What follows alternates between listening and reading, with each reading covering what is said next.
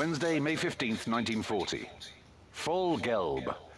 The term resonates through the ranks of my men like some God-given destiny. The OKH's plan to push through the Ardennes and take the French forces by surprise seems to have been a great success, and has inspired every Wehrmacht soldier to do his best against the herb find in the west. Our attack on Sedan was a crucial part in this. Of course, the Luftwaffe was a tremendous help in this operation, but the bulk of the work was, as always, carried out by our troops on the ground, especially by Hermann Balck and his men of the 1st Rifle Regiment. I'll never forget how he charged ahead and crossed the Mars in rubber boats under fire to establish that beachhead. Crossing the Mars was child's play. I think every single one of my men made the right decisions and we scored a decisive victory. Guderian joined us after the first Mars crossing, and Balck greeted him, shouting, "Joyriding on the Mars is forbidden!" Crazy fellow. But even he thought the Guderian's tactics worked well here. Anyway, we won. And each day we're pushing the French and their British friends back a bit further. It seems it will only be weeks before this war is over. We just need to close the trap to the Channel and France will be ours. I have orders to proceed to Arras to secure our flanks.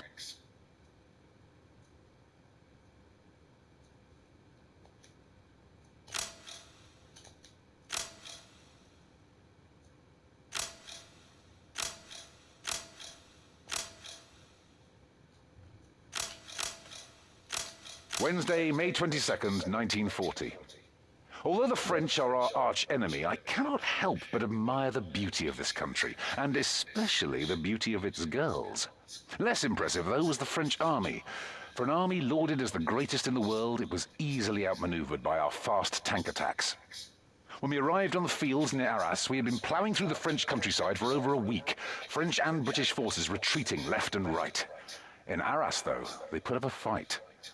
These new British tanks really packed a punch. But my men found their own way to deal with them. British steel is no match against German tactics. After Sedan, my men began calling Guderian the Fast Heinz, because he pressed through France like a madman. It seems his tactics worked quite well so far. The turning point in the battle came when Rommel suggested using the 88s against the incoming tanks. The powerful shells of the AA guns just burst through their armor and really enabled us to hold the line. However, the Oberkommando seems to be afraid that our ranks will be vulnerable to pincer attacks if we push towards the English Channel at this pace.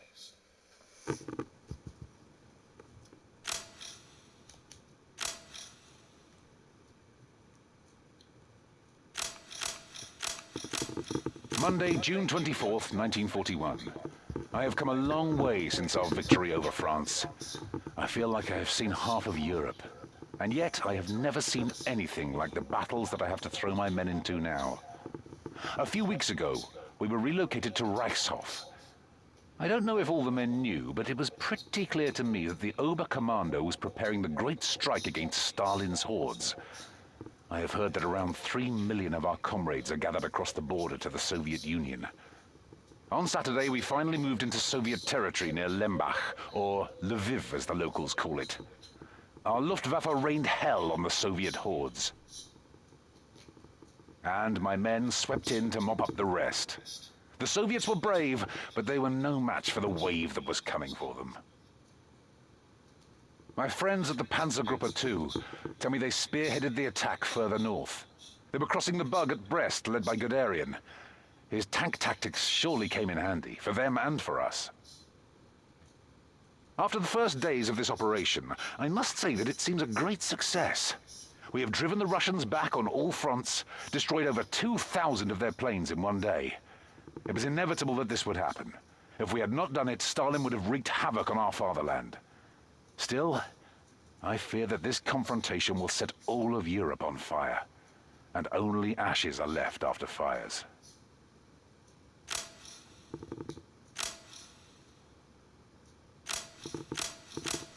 Tuesday, October 6th, 1942. When we arrived at the gates to Stalingrad, it was already in ruins. A city torn apart by endless attempts to capture and recapture it. It was raining cats and dogs. To make matters worse, one of the Panzer IVs slipped on the ramp and fell to the side when we were disembarking. Poor beast. Still, we remained determined and prepared for the siege. Our mission was to advance towards the Volga through the streets of Stalingrad. We had a solid plan, but I couldn't help feeling that Ivan was always one step ahead of us. Fighting our way from door to door, we finally reached the tractor factory where all hell broke loose. The Russians took us by surprise, which forced us to engage in close quarters combat. I have no idea how we eventually got to the riverbank. We taught those communists a lesson. I'm proud of my men. The Russians were no match today. I had thought about Guderian's love for panzers in this mission. It worked, but I wonder what we could have achieved with more infantry. When we left Stalingrad, I heard reports of Soviet paratroopers. But at this point, I couldn't care less about the city or who holds it. I only want to leave it behind. We're on our way into the open flats near Kharkov. Hopefully, we will at least get to see some sunlight there.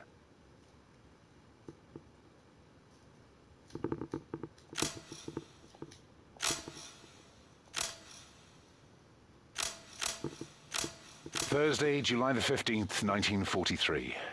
Nearly a year ago, the sun hid from what we were doing in Stalingrad. She sent rain and clouds so she did not have to see it. But now, it seems we are hiding from her, ashamed of our actions. And we do it by our own means, with steel, fire, smoke, and exhaust fumes. There could have been sun shining onto the fields of Prokhorovka this week, but there was only smoke. Piles of steel, and the stench of thousands of dead bodies. Our attack on the Soviets commenced on Monday, and it reminded me of the tales of the giant Napoleonic battles, lined-up armies clashing. Only instead of horses, we drove tanks into each other. The deadly steel horses of our time.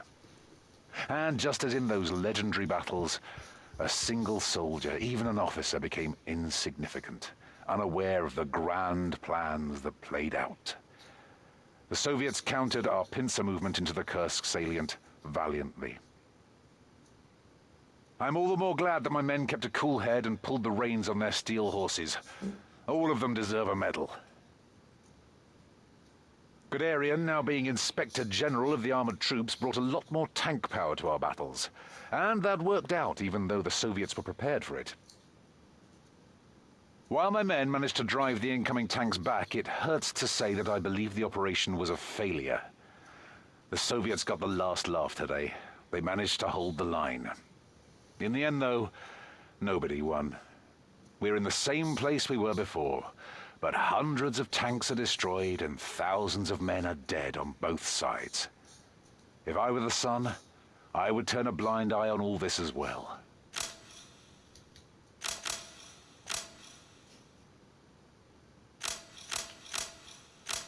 Tuesday, August 22nd, 1944.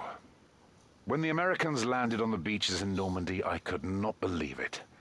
Either they were very brave or very stupid, I thought. But they did it. They managed to break the Atlantic Wall. And they got us on the run. We had only arrived near Chambois a few days ago, but we were hard-pressed to push on. The Allied lines were closing in on us. Hour by hour, I got new reports from all sides. American, British, French, Canadian, and Polish troops incoming. It seemed the whole world was out to get us. And who could blame them? In all of this, I only wanted to keep my men alive. To get them out of this slowly tightening noose. Retreating never feels like a victory, but I am very proud of my men today. They held the door open for so many of their comrades and managed not to get killed in the process. I employed Guderian's tank tactics in this encounter. Now that the old man is chief of staff, he must surely miss the battlefield. But he would have been proud of my men's use of their steel beasts. I cannot help but feel that the tides have turned. And frankly, I care less and less each day. Even though I cannot show it to my men. I am tired, exhausted, weary of war. I long for a time when it was just me and a girl sitting below an oak tree without a sound of distant gunfire. I don't know if it'll ever be the same again. For now, we just press on and hope for the best.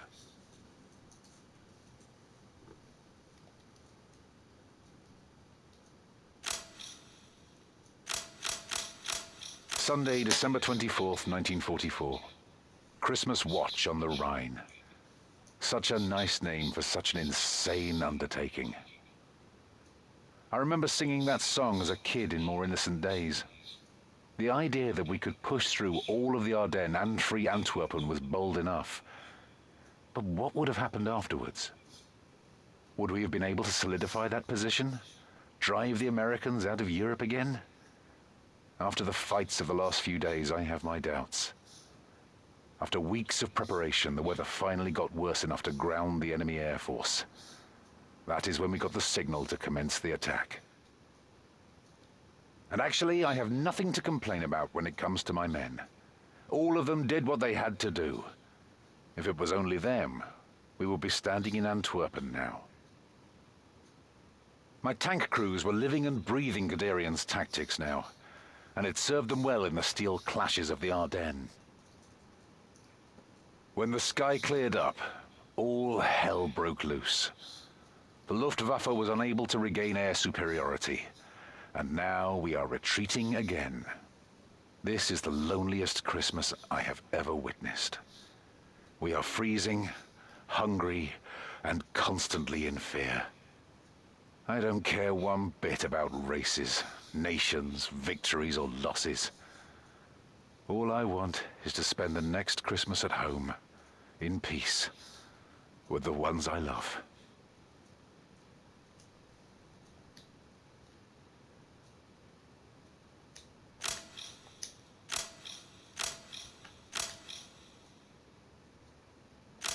Monday, December 1st, 1941. For 3 months now, the Germans have been standing in front of the city I was born in. They have starved my neighbors and friends, and the people I grew up with to death, or shooting them when they so much as moved into sight. But my people are strong, strong and proud. They will not back down. And with the winter reaching its peak now, we could finally do something to help them out of their misery. Last month, Captain Murov suggested we could bring supplies into Leningrad over the frozen lake of Ladoga. His men tried with sleighs first, but now that the ice has grown thicker, we could actually use trucks to bring in more supplies. I brought my men in last week to protect the ice road from German attacks. They did remarkably well. They countered every German attack and even managed to avoid the ice cracks that were threatening the vehicles. I am very proud of them. I have Zhukov to thank that Leningrad is still standing. His valiant effort in the defense of the city will not be forgotten. His armor tactics gave my men the edge over the attackers today. After the German attacks had ceased, I talked to one of the truckers. I would have loved to have gone with him to see the colorful cupola domes of the Church of the Saviour on Blood again. But he said that the church was now full of the bodies of the deceased. But there was hope in his voice. "The route you held today, comrade," he said. "That route is Leningrad's road of life."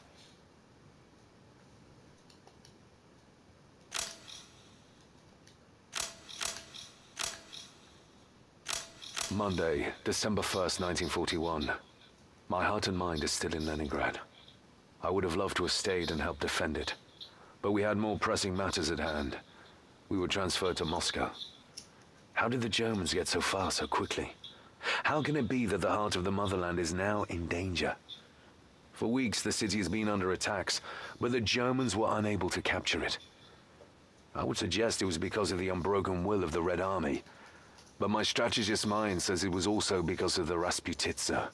Nothing could prepare them for the mud season, and for the frost after it. When I arrived in Moscow, the Germans sat freezing at the gates, unprepared for what was coming for them. It was time to drive them away from our capital. We approached Klin from the northeast to encircle the Germans and take the airport from them. And we sent them running. My men sent the fascists home in the worst possible way. You could really tell we were fighting for our motherland. Zhukov was given command of the West Front for the counterattack. It is good to know that the might of the Red Army is in the hands of a man whose armor tactics served my men so well in battle. While we took the airport, Rokossovsky approached Klin from the south, and we could encircle and free the city. Our comrades on other parts of the front were similarly successful. The fascists are on the run, and Moscow is safe for now. Today we celebrate. Tomorrow, we free the rest of our motherland.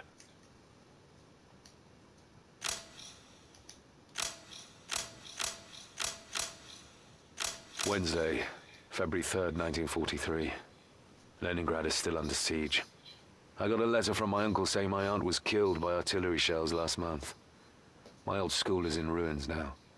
So many of my friends still hold out in that city, and there's nothing I can do to help them. Because Comrade Stalin decided it is more important for me to save the city that bears his name, Stalingrad. But I know my hometown is in good hands. When my men and I arrived on the east bank of the Volga at the beginning of the year, I met up with Zhukov. He said he was on his way to oversee the liberation of Leningrad, and that he wanted my men to join the push against the northern part of Stalingrad around the tractor factory. Some of the last German forces were holding out there. They were no match. By now my men are so battle-hardened that they made short shrift of the fascists. Many of the German soldiers even surrendered after a few shots. It was a glorious victory. Seeing as to how well my men were able to use Zhukov's tank tactics, I'm glad that he is now on his way to free the city I grew up in.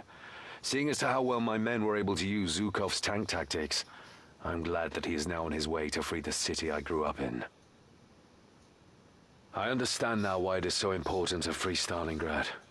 While we need to protect the whole Rodina, we especially cannot let the fascists have this city.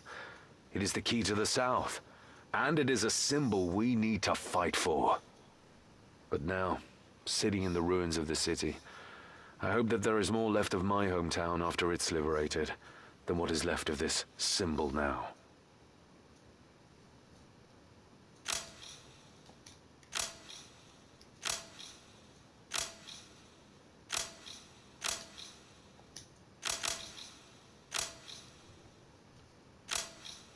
Monday, July 12, 1943. I had hoped that by summer, I would have had news from home that Leningrad would be free. But I've heard next to nothing since March. I really hope Zhukov can save my hometown from the fascists. In the meantime, I've joined Rokossovsky's march to the west. It took us only a few months to drive the Germans back and move our forces into the Kursk salient. But since the beginning of the month, the front had hardened, and we felt the fascists were planning a counterattack against us. Rokossovsky knew that we had to defend Kursk at all costs. Once we sat out the German attack, they would lack the equipment to ward us off any longer. My men and I were charged with holding the line near the small village of Ponyeri. As proud as I was to be part of the northern flank, I knew it would see a large part of the German attack efforts. My fears were in vain, though. My men warded off the fascist attacks without any problems. I've never seen so many tanks go up in flames so quickly. I am a proud commander today. I hope Zhukov does well in Leningrad. After employing his tactics today, I can surely understand his love of the T-34. My tank crews could really use it perfectly in this defense. There are victories that you can celebrate, where you wave a red banner and drink with your comrades at the end of the day. And there are victories like this one, that feel like you've been fighting for a field for days. Destroyed hundreds of tanks and neither won nor lost any ground. Still, I believe today that we laid the foundation for the demise of the fascists.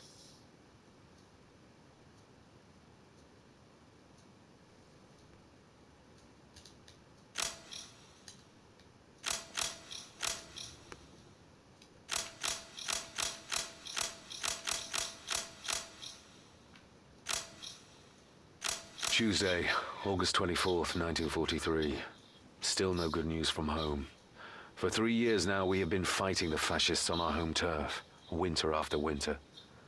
And they still keep coming, keep throwing their tanks and guns at us. But the Red Army will not fail.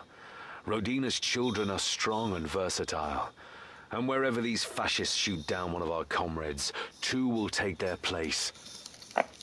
If I am ever killed and somebody finds these pages, may he forgive my patriotic ramblings. I am still exalted by the fight against the Germans. 2 days ago, we finally managed to drive them out of Kharkov.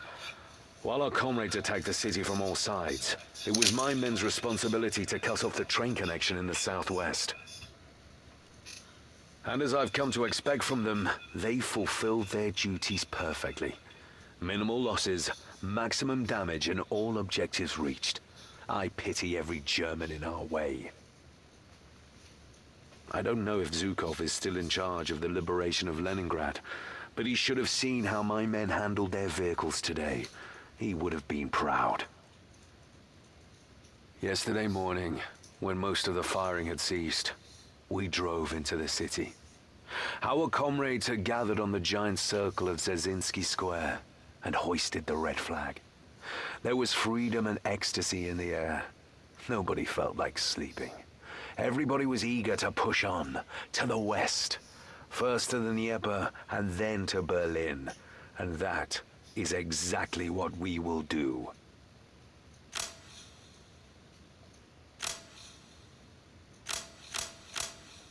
Sunday, March 24th, 1945. It has been a while since I had a Sunday without marching or shooting, and with some time to sit down and write my thoughts. Since the liberation of Leningrad last year, I get more and more messages about survivors. My teacher, Vasily Alexievich, Pyotr from down the street, and my uncle tells me that even the nice milkmaid asked if I was still alive. I still grieve for my father, especially because there is next to no information on how or where he died. But each news report about survivors gives me hope for the future. A few weeks ago, I was ordered to bring my men to Hungary. German tank movements have been observed near Lake Balaton, and the Stavka was of the opinion that the fascists were after the oil reserves of the area. We were to build up defenses and counter their attack. As clumsily as the Germans had disguised their attack, so badly were they prepared for the muddy terrain. My men made short shrift of them. Even I was surprised by my troops' professionalism. I hope Zhukov has even more firepower at his disposal for the attack on Berlin than we had here. By now, his methods have reached every tank crew, and I'm glad my men use them in this fight as well. While I have no idea where the Nazis still get tanks from, I cannot fathom that they have reserves left after the masses we destroyed here. Now, every day we hear more news about further pushes into the German heartland. Everything now points to Berlin. All the deprivations, the death, and destruction of the last years, everything that the Nazis have done to our motherland, they will get it back.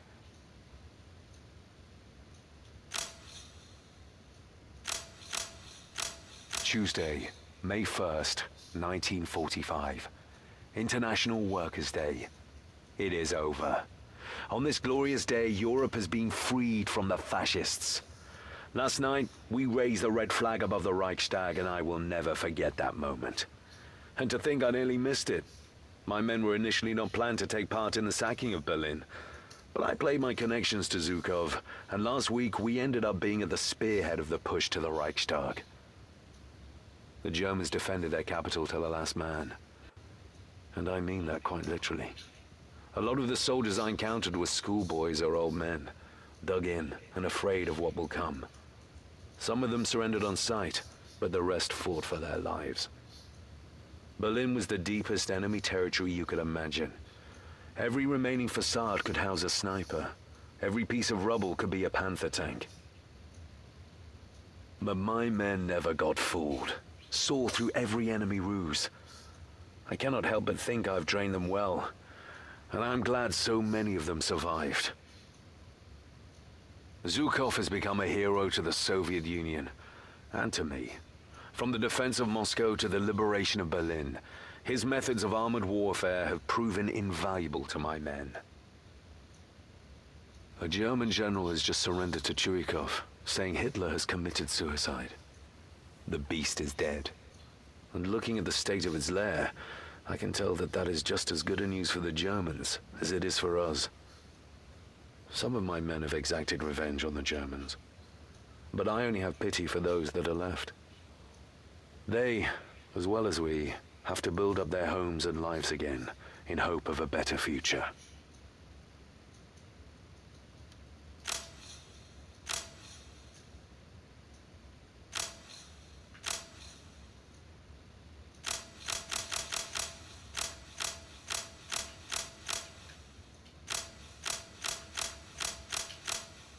Wednesday, June 7th, 1944.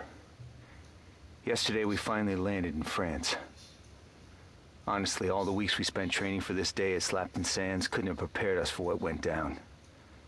I don't even want to count the men that fell under my command today. Neeland, Tobin, and Heron are dead. I have no idea where Armstrong and Harding are. As thoroughly as all this was planned, it seemed like pure chaos in the thick of it. Soldiers got mowed down by machine guns on the beach.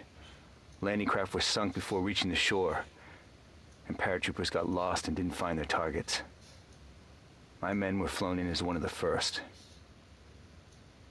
and they did superbly well. With all the friends we lost, we still managed to stay focused and met our objectives. I am very proud of our achievements today. I heard that Patton was forced to hide to fool the Krauts into thinking he'd attack at Calais. He must be shuffling his feet by now, but I'm sure he'd be proud of how my men used his tactics. Before the next high tide at around 10:30, we had cleared our objectives behind enemy lines and secured a beachhead. While the combat engineer battalions were still sweeping mines and getting wrecks out of the way for reinforcements, our men were already pushing inland, taking inch after inch of this beautiful country from the Krauts.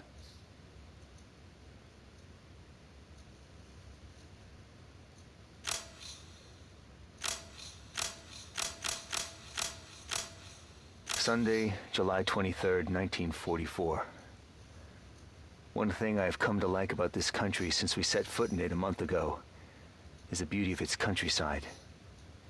If you take away the smoke, the craters, and the constant threat of being shot, you see lush green fields everywhere. Nice little farmhouses, half-height hedgerows. But in the last couple of days, I've come to hate the latter. Last week we arrived in an area around St. Lo, apparently important as a crossroads city, so well worth taking. The hedgerows, or bocage as the locals call them, that surround the city were perfect hiding spots for the Krauts. The nearer we got to our immediate target of La Luzerne, the more of a constant struggle it was to take each small field. My men fought with valor and bravery. They could have been more effective in some situations, but overall, they did well today. My tank crew surely found Patton's insight useful, but I wonder how much better the infantry would have done with other guidance. When we finally got to St. Lo, I heard something that was both sad and inspiring. Apparently, the 3rd Battalion had entered St. Lo with the body of their commanding officer on the hood of the lead jeep. He had been killed by shrapnel after he'd rescued the isolated 2nd Battalion. They said his last words were, "See you in St. Lo," and indeed, they made him the first soldier to enter the city.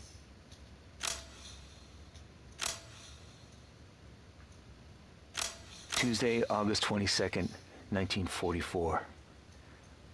What a hell of a weekend. Although the term weekend loses its meaning in war, every week ends the same way it started, and the only thing that matters is how much ground you gained. Anyway, it was Friday when we moved into Saint-Lambert-sur-Dive. The area around this tiny village became, for lack of a better word, a mass grave. In a frantic attempt to retreat, the Krauts were moving east through the area while we worked together with our Canadian friends to encircle them. We arrived from the south, and already crossed fields drenched with the blood of German soldiers. The Canadians came in from the north, moving towards us. We pulled the noose tight around the Krauts. After the battle, I talked to my north-of-the-border counterpart. He was extremely satisfied with the conduct of his men. It seems they all performed top-notch. Knowing him a little by now, I'm sure it was because of his superior leadership. To my surprise, I found out that he had told his men to keep Patton's tank tactics in mind. Not a bad choice, I must say. In the evening, we sat together with our Canadian friends, drinking French wine and reflecting on the past few days. It's equally strange and beautiful to think that just 30 years ago, Canadian politicians would announce no trucker trade with the Yankees, and that now, in the blood-drenched battlefields of another continent, we are united in our fight for freedom.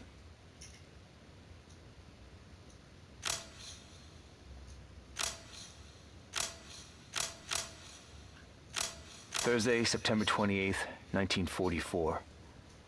Up to now, it was incredible how well thought out and prepared everything was.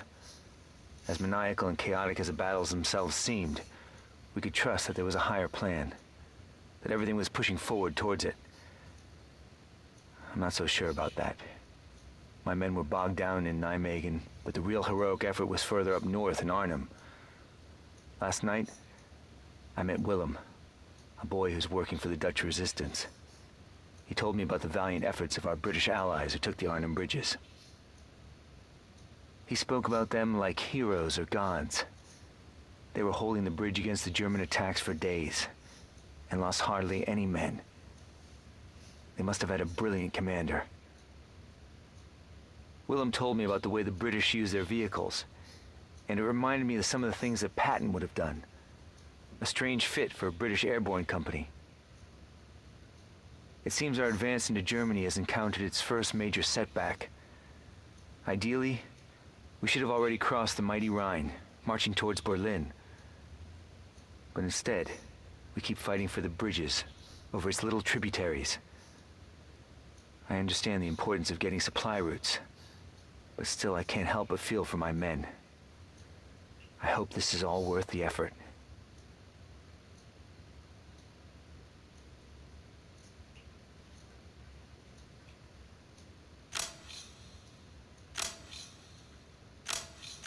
Thursday, December 28th, 1944. Back in Arizona, I always wished for snow at Christmas just once. Well, I suppose you should be careful what you wish for. This Christmas, we got a ton of snow. And with it, we also got a shitload of krauts. 2 weeks ago, we thought we'd finally found some rest during this giant push into the heart of Germany. Our part of the Ardennes was thought to be quiet, so I arrested some of the most exhausted men and stacked our vanguard with rookies. Then the weather turned. With the snowflakes came the krauts. In the early hours of the 16th, my men spotted the first German troops moving through the Krinkelt. Infantry, tigers, panthers. It seemed like they were throwing everything at us that Germany still had left. My men quickly realized that this was not a small attack, and they acted decisively, fighting for every inch. I'm so very proud of them. Patton would have been proud of my men. They used their tanks and vehicles very well. Were able to take out even the biggest German panzers. I have no idea what the Krauts were trying to achieve with this attack. I also cannot fathom how they could muster up these reserves. We battered hundreds of them, and they still kept coming. Then again, I saw men in their lines that could have been my grandfather, and some that should still be in school. All of them dying in loyalty to, or in fear of a fatherland that doesn't care one bit about them.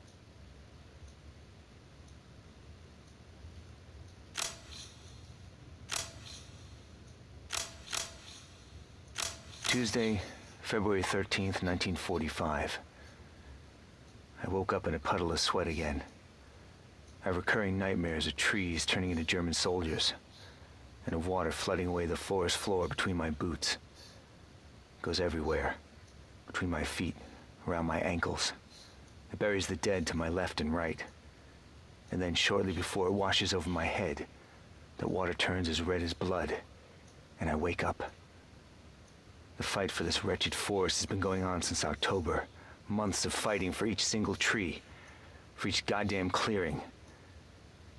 But we finally reached our objective, the Erf Dam. Parts of the Siegfried Line blocked the path for our vehicles, so we had to fight our way on foot to get nearer to the dam. It seems the months in these woods have hardened my soldiers, though. They did well, and stormed the enemy lines with cunning. I'm very proud. Patton's tactics gave my tank commanders the edge in this battle. On the other hand, half of the time we couldn't use any tanks. The Germans blew the dam just one day before we could reach it. Could we have been faster? Could we have done something differently? In the end, the Krauts were just waiting for the last possible moment. This flooding will slow down the advance. It'll be weeks until we can move our heavy equipment east of the Ruhr River. But the German army is broken now. Next stop, the mighty Rhine.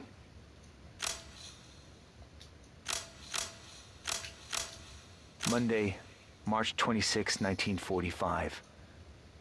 As strange as it sounds, I'm writing this entry sitting in the Knight's Hall of a medieval castle.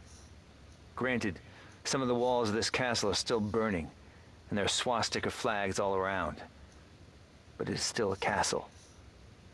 And today, I feel like a king. We finally crossed the Rhine and opened the proverbial floodgates into mainland Germany. While I write this, our boys are on their way to Berlin. The first of my men dropped into the murky marshland east of the Rhine during the early hours of Friday. It was a concentrated effort. While the paratroopers were securing positions in the enemy territory, we needed to build bridges and establish a bridgehead to get the heavy armor across the river. I was surprised at how many problems my men had with the wet area around the castle. But in the end, they managed and we completed our objectives on time. I heard that Patton's men crossed the Rhine south of Mainz, just a few days before we crossed here. His armor tactics surely helped us here as well, so I can't be jealous of his victory. It's hard to imagine all the events that took place in this castle since the Middle Ages. Even in ruins, it oozes its history, just like the country around it.